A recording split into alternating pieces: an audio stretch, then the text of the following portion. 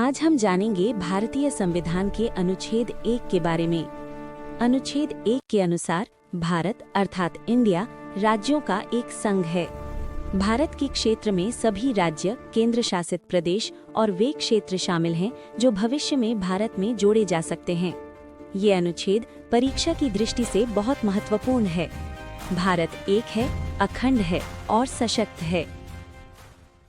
आज हम बात करेंगे भारतीय संविधान के अनुच्छेद 2 के बारे में, जो भारत के विस्तार से जुड़ा हुआ एक बहुत ही महत्वपूर्ण अनुच्छेद है।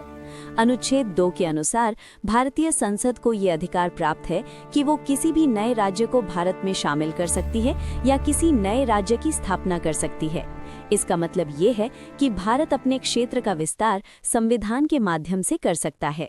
ये अधिकार केवल संसद के पास होता है और इसके लिए वो आवश्यक शर्तें और नियम भी तय कर सकती है। ये अनुच्छेद भारत की एकता और संप्रभुता को मजबूत बनाता है। अब एक महत्वपूर्ण उदाहरण समझते हैं। वर्ष 1975 में सिक्किम भारत का हिस्सा बना। उससे पहले सिक्किम एक स्वतंत्र राजशाही था। जनमत संग्रह के बाद सिक्किम को भारत का 22वां राज्य घोषित किया गया। ये प्रक्रिया अनुच्छेद 2 के अंतर्गत ही की गई थी। इससे ये स्पष्ट होता है कि अनुच्छेद 2 भारत को नए राज्यों को अपनाने की संवैधानिक शक्ति देता है। परीक्षा की दृष्टि से ये अनुच्छेद बहुत महत्वपूर्ण है, खासकर यूपीएससी, एसएससी और राज्य स्तरीय परीक्षाओं के लिए। याद रखिए, अनुच्छेद 2 भारत की एकता, विस्तार और संवैधानिक शक्ति का प्रतीक है। धन्यवाद और सीखते रहिए।